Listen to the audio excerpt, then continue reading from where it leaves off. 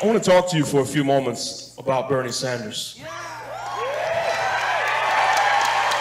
It's a different kind of introduction. I want to reject this idea that who Bernie Sanders was in the 1960s is irrelevant. Who you are, listen, who you are and what you do, who you are and what you do, what you fought for, and who and what you fought against is always very, very relevant. Now, 20 years, 30 years, 40 years from now, when people step up to lead, what they did and where they were during the Black Lives Matter movement is going to mean something. And we're going to know who was leading during this time and who was fronting, right? Dr. King once said that the ultimate measure of a man is not where he stands in moments of comfort and convenience, but where he stands at times of challenge and controversy. And there are a lot of young people in the room today. I want to tell you about a teenage Bernie Sanders who moved from his hometown of Brooklyn, now my hometown, to Chicago. He moved from Brooklyn to Chicago at the height of the civil rights movement. And it was the most tumultuous and challenging time this nation had faced since the Civil War 100 years earlier. And most Americans, particularly most white Americans, remained silent during the civil rights movement. And it was that silence in the face of lynching, in the face of water hoses, in the face of bombings of homes and churches, in the face of assassinations, in the face of attack dogs being released on children. It was white silence that broke the heart of Dr. King as he languished in a Birmingham jail. Read his letter from Birmingham jail. It was that silence that Dr. King told us said he thought said more about the soul of America than the brutality and evil of this place. Let me tell you, Bernie Sanders loved Dr. King. And long before we used the phrase, a teenage and young adult Bernie Sanders had the notion that he had to use his white privilege to fight back against racism and bigotry and oppression and inequality. Listen, I don't know if you know some of this, but inside of Bernie, as a teenager and as a young adult, the desire to hold this country to a higher standard began to well up in him as a young student at the University of Chicago. He became the chairman of the university chapter of the Congress for Racial Equality. And Bernie merged that group with SNCC, the Student Nonviolent Coordinating Committee. Listen, Bernie literally helped lead the first known sit-in in the city of Chicago, where 33 interracial students camped outside of the president's office of the University of Chicago, protesting segregated housing on campus.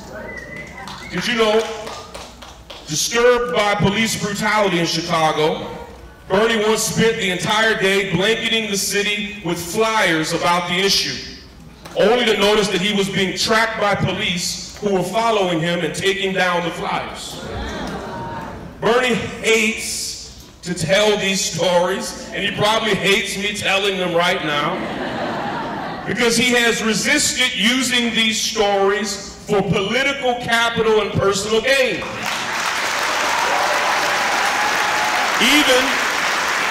Even when advisors and others have told him that it would boost his profile and reputation with our own communities, he has resisted because he does what he does because he cares. Listen, I'm not giving you an exaggerated myth. This is the origin story of a political revolutionary.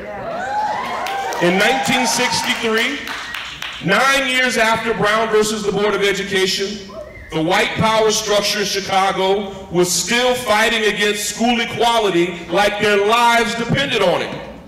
They literally treated black children in Chicago like they had the plague. Not only were black schools woefully underfunded, they were overcrowded and bursting at the seams.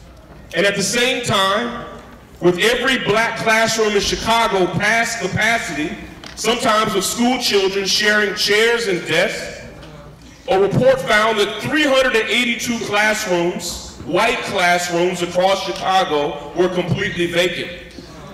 And Mayor Richard Daley, who ruled Chicago with an iron fist and is still hailed as a Democratic hero to this day, and School Superintendent Benjamin Willis decided that before they would let a single black child fill one of those vacant classrooms, they started putting raggedy trailers on the playgrounds and in the parking lots of black schools throughout Chicago. They started putting black school kids in those trailers. The trailers were scorching hot in the summer and bitterly cold in the winter.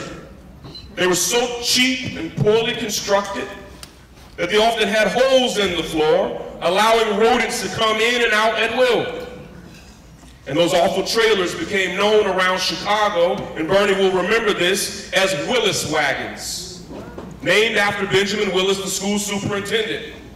And in August of 1963, just days before the March on Washington, the city of Chicago was about to install some more Willis Wagons for black school children, and a brave group of local activists and organizers decided to put their bodies on the line to block the installation of those trailers.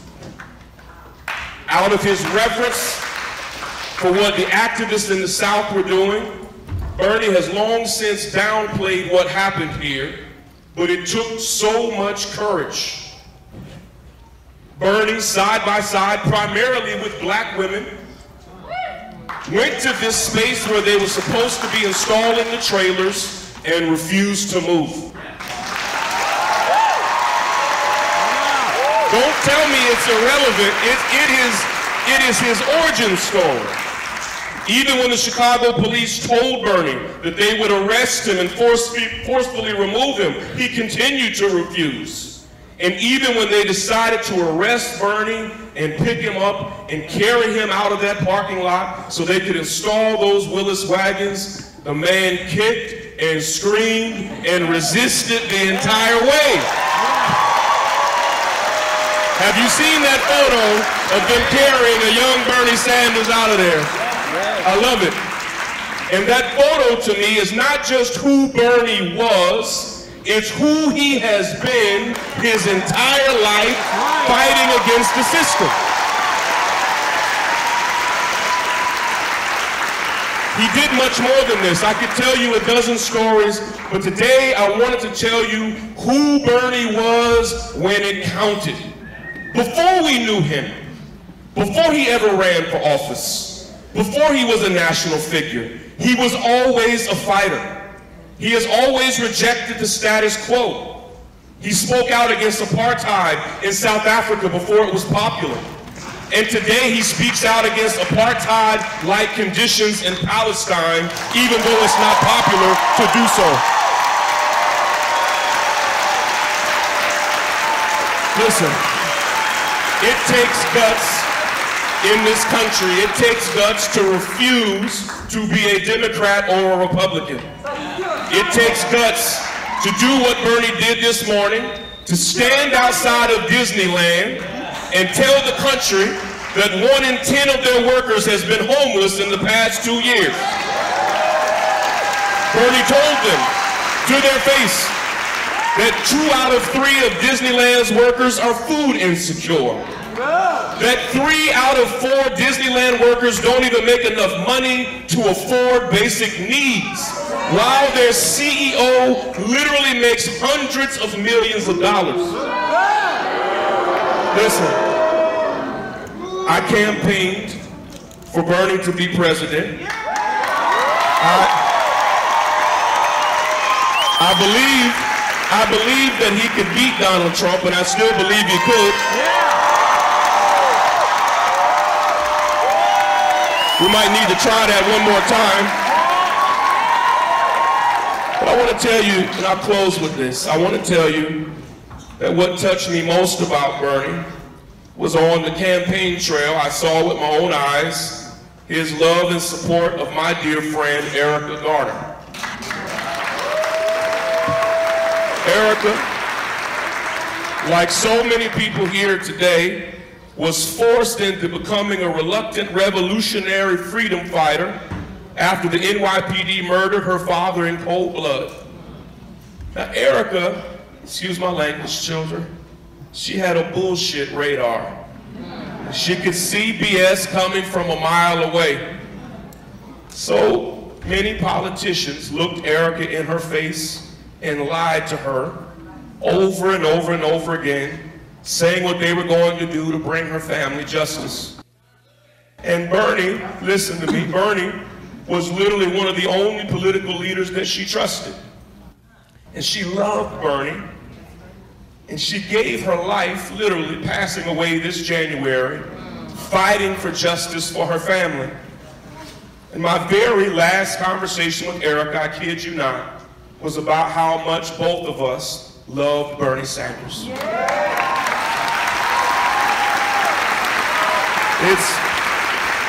It's a rare moment that you get to introduce your hero, but ladies and gentlemen, please stand up, get on your feet, and welcome Bernie Sanders to us this evening. Put your hands together.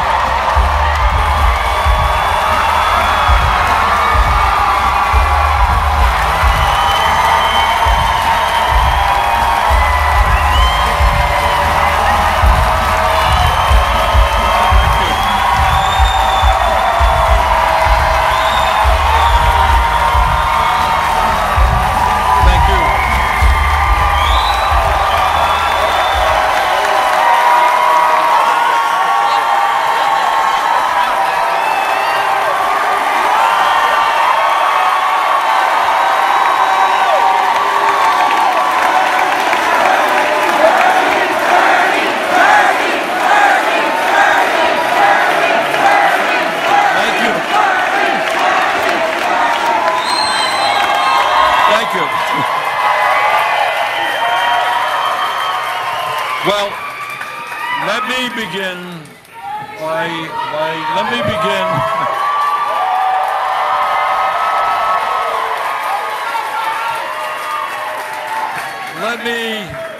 begin by saying that Shaun has thrown me way off. So I spent my time writing these remarks, and then Shaun says all that stuff.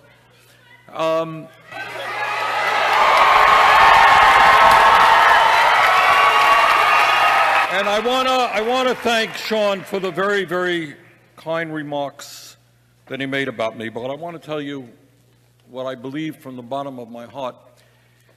And I just want to thank all of you for your love and support. But at the end of the day, it's not Bernie. It's you and you and you.